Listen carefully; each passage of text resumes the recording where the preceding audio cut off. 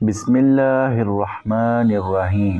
ایک مرتبہ حضرت خضر علیہ السلام دریا کے کنارے بیٹھے تھے۔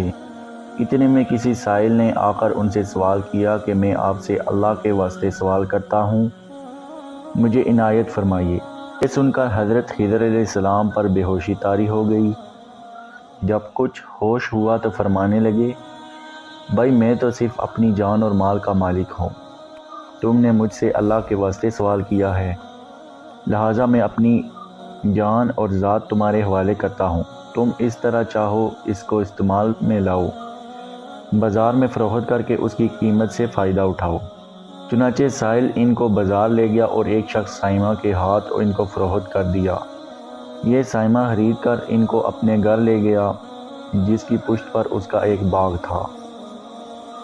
چنانچہ سائمہ نے حضرت خضر علیہ السلام کو ایک کدال دے کر کہا کہ سامنے والا پہاڑ جو 3 مربع میل رقبے میں واقع تھا، اس کی مٹی کاٹ کاٹ کر باغ میں ڈال دو، اور یہ حکم دے کر سائمہ اپنی کسی ضرورت سے کہیں چلا گیا، اور حضرت خضر علیہ السلام اس پہاڑ سے مٹی کاٹ کاٹ کر باغ میں ڈالنے لگے۔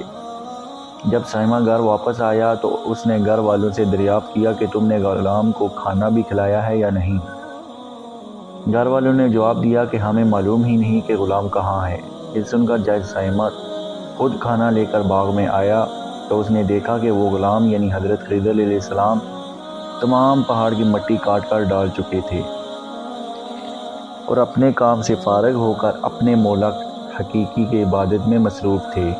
یہ دیکھ کر ان کو بڑا تعجب ہوا اور اس نے دریافت کیا، یہ تو بتائیے کہ آپ کون ہیں؟ یہ بات سن کر حضرت خضر علیہ السلام پر کچھ بے ہوشی سی طاری ہو گئی، اور پھر افاقہ ہونے پر انہوں نے فرمایا کہ میں بھائی خضر ہوں، جس کو سن کر سائمہ کے ہوش اڑ گئے کہ تو نے یہ کیا کیا، ان کو غلام بنا کر ایسے کام پر لگایا، یہ تو انتہائی گستاخی ہے۔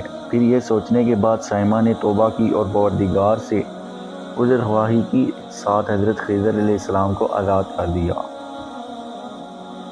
اور اللہ کی بارگاہ میں عرض کیا کہ اے رب العالمین، مجھ سے اس کا مواخذہ نہ کیجیے گا، کیونکہ میں ان کو جانتا نہیں تھا۔ اس کے بعد حضرت خضر علیہ السلام نے دعا فرمائی اور سجدہ شکر بجا لائے کہ اے میرے پروردگار، میں تیرے ہی حق میں غلام بنا اور تیرے ہی حق میں آزاد ہوا، اس پر تیرا شکر گزار ہوں۔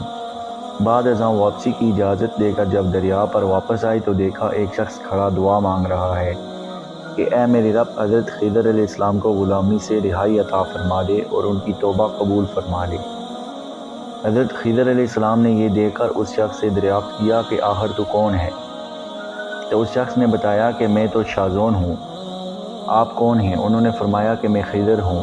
اس کے بعد شازون نے کہا، اے خضر علیہ السلام، آپ نے اپنے رہنے کے لیے مکان بنا کر دنیا طلب کی ہے، کیونکہ حضرت خضر علیہ السلام کا دریا کے کنارے پر ایک عبادت خانہ تھا۔ بس یہ سن کر وہ فوراً میدان میں نکل آئے اور وہی اللہ کی عبادت میں مصروف ہو گئے۔ اس کے بعد حضرت خضر علیہ السلام نے اسی جگہ پر ایک درخت لگایا اور اس کے سائے میں عبادت شروع کر دی۔ تو آواز آئی، اے خضر، جب تم نے درخت کے سائے میں سجدہ کیا تو تم نے دنیا کو آخرت پر ترجیح دی۔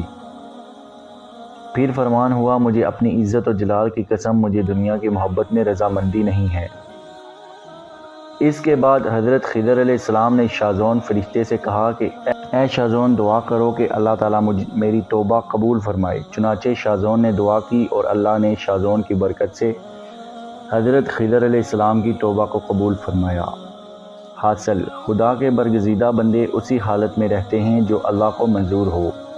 بے شک ہماری فلاح بھی اسی میں ہے کہ زندگی کی ہر موڑ پر آنے والے ہر پیچ و خم میں ہم راضی رہیں، اللہ تعالیٰ کی چاہت کو سامنے رکھ کر زندگی گزاریں۔ دعا ہے کہ اللہ تعالیٰ ہمیں اس واقعے سے سبق حاصل کر کے نیک بننے کی توفیق عطا فرمائے۔